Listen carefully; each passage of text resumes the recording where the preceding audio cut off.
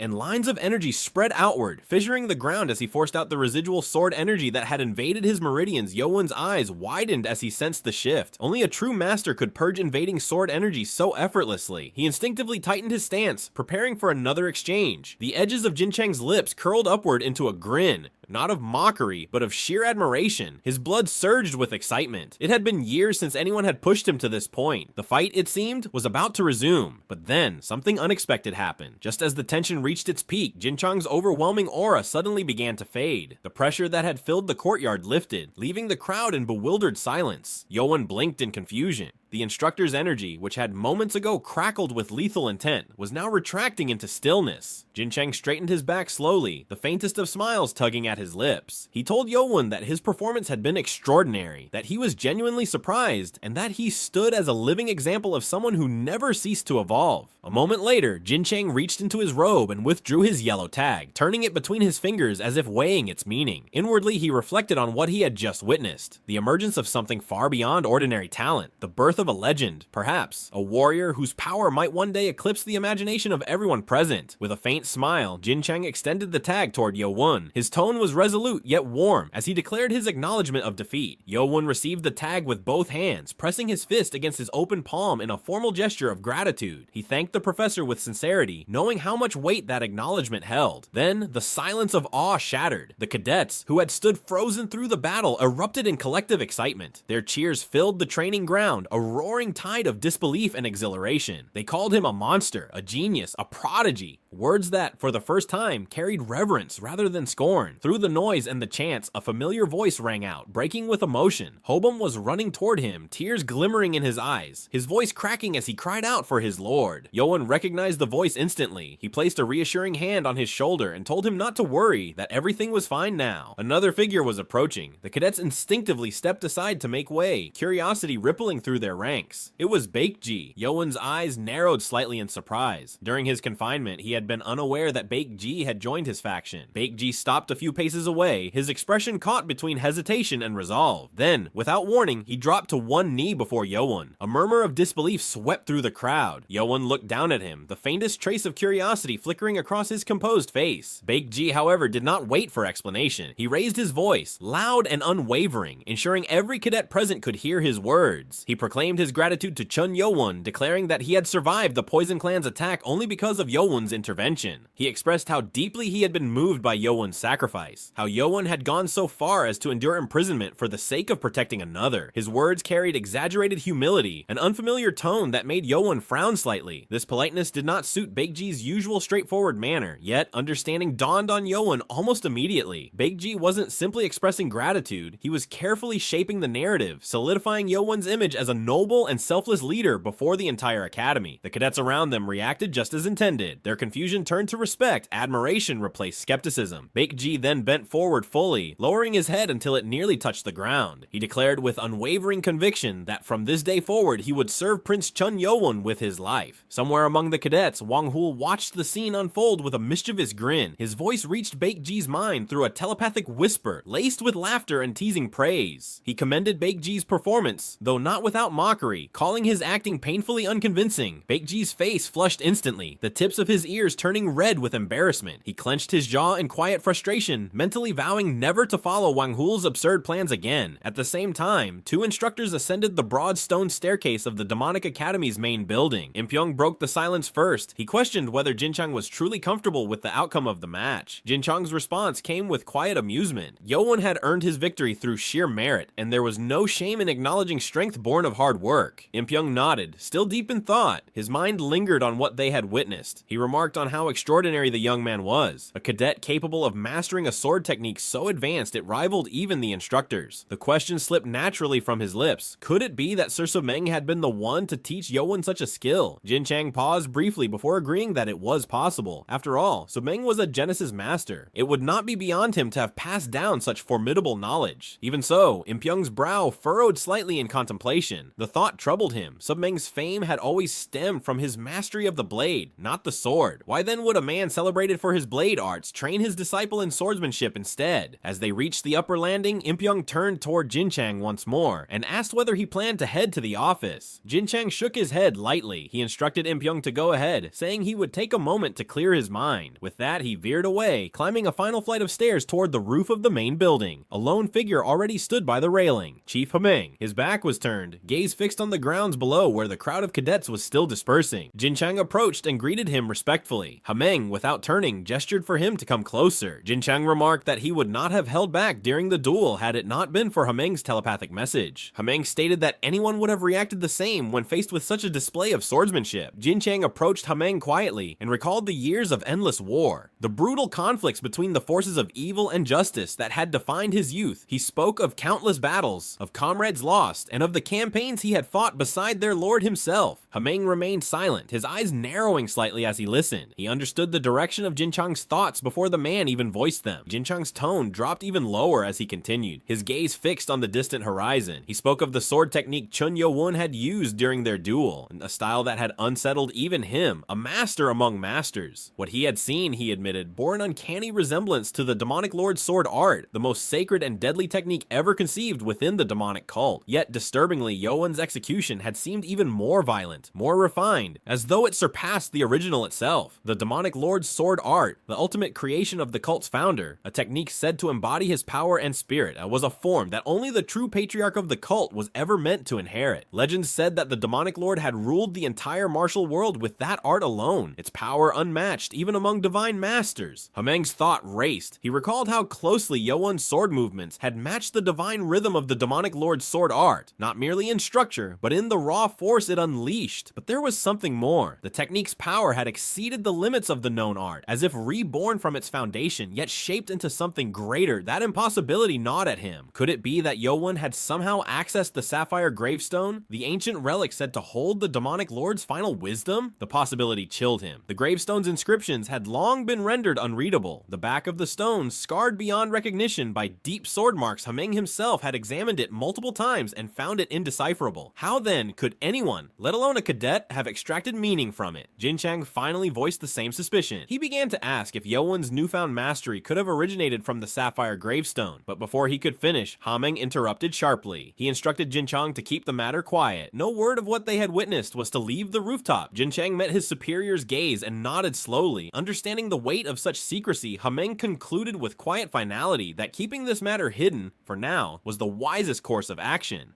Thanks for watching. Like, share, and subscribe if you enjoyed it. Until next time, happy watching.